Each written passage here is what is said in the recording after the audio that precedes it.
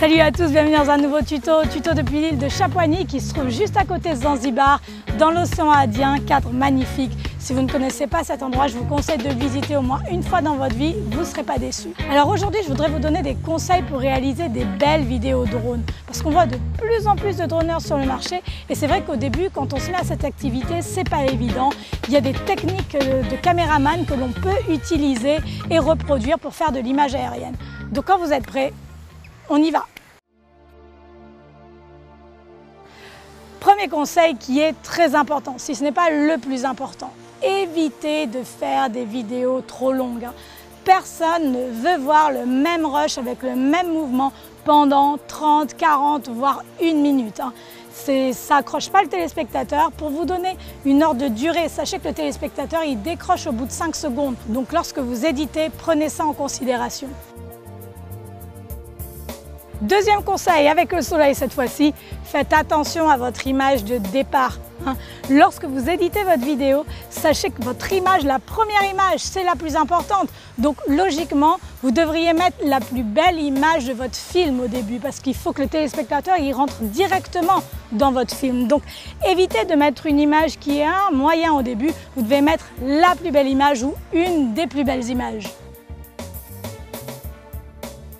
Troisième conseil très important, faites attention à vos choix musicaux. Si vous n'êtes pas un expert, peut-être qu'au début, il faut éviter d'avoir une musique, par exemple sentimentale, de piano, etc., qui automatiquement inclut des rushs très longs. Puisque c'est très difficile en fait de faire des rushs très longs et qui soient très beaux puisqu'il vous faut des mouvements où il vous faut un décor magnifique. Il faut quand même que vous sachiez cadrer, etc. Donc peut-être qu'au départ, il vous faut une musique plus rythmée ou peut-être une musique ce que j'appelle un petit peu saccadée, c'est-à-dire qui change de rythme avec des accélérations, des ralentissements, ce qui nous donne le conseil numéro 4. En 4, il vous faudra filmer beaucoup de rushs. Pensez que si vous voulez éditer une vidéo exclusivement de drone, il va vous falloir des plans très variés et surtout il va falloir beaucoup de plans. Pensez qu'en général, si vous voulez éditer une vidéo d'1 minute, il va vous falloir, je ne sais pas, peut-être 3-4 batteries de drone avec évidemment des plans différents, des plans plus hauts, des plans plus bas pour que votre vidéo soit variée et dynamique. Prenez ça en considération parce que c'est très important. En 5, variez vos mouvements. Ne faites pas toujours les mêmes mouvements, de haut en bas, de bas en haut, de droite à gauche, de gauche à droite. Vous avez d'autres mouvements. Par exemple, vous pouvez commencer la caméra tournée vers le sol et petit à petit la relever. Évidemment, ça demande plus de dextérité, mais avec un petit peu d'entraînement, vous allez y arriver. Aussi très important, ne volez pas tout le temps à la même altitude, ce qui va vous permettre de faire un montage beaucoup plus beau et beaucoup plus dynamique.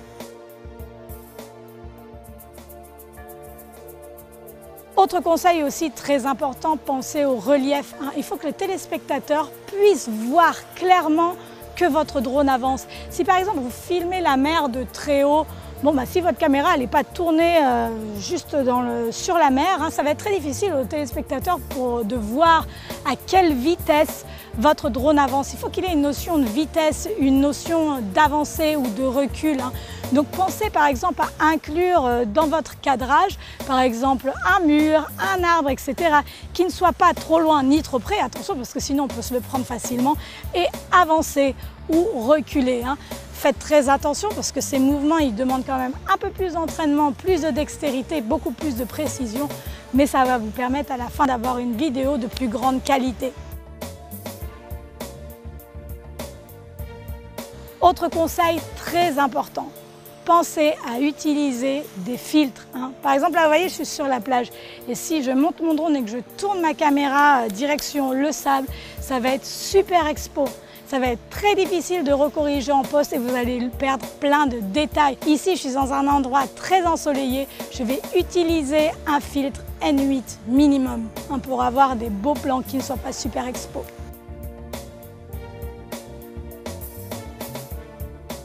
Dernier conseil, mais pas des moindres, prenez des risques, mais pas trop.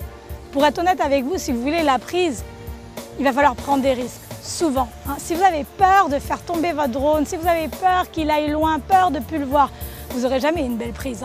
Il faut prendre des risques pour avoir la prise. Cependant, Prenez des risques, mais mesurez. Ça ne sert à rien de faire n'importe quoi, de voler au-dessus des foules, hein, de raser les arbres tellement près qu'en fait vous prenez un arbre.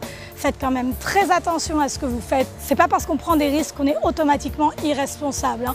Donc faites bien attention à ce que vous faites, mais n'ayez pas peur, faites voler votre drone, faites confiance à votre machine, sortez un petit peu de votre zone de confort sans pour autant faire n'importe quoi. Voilà. Merci à tous d'être de plus en plus nombreux à me suivre sur la chaîne, vous êtes géniaux. Désolée pour mon absence, hein, j'étais en vacances, donc j'ai fait un petit break, mais là je reviens avec une grande surprise dans les semaines prochaines. Je vous en dis pas plus, j'espère que ça vous plaira. Si vous ne vous êtes pas encore abonné, allez-y, appuyez sur s'abonner. Vous avez aussi une petite cloche pour les notifications, n'hésitez pas à appuyer là-dessus.